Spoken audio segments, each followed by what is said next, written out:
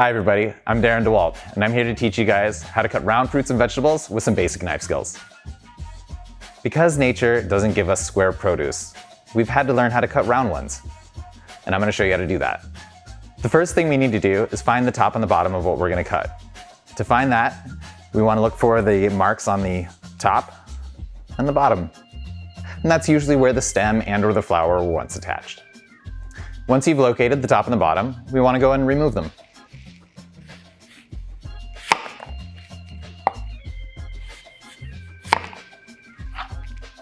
After removing the top and the bottom, we want to remove the skin. In this case, on this melon, we're going to cut from the top to the bottom following the curve.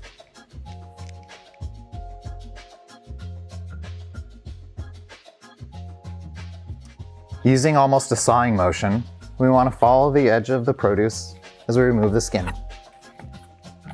Coming back and cleaning up any of the pith or skin or rind that we did not catch on the first pass.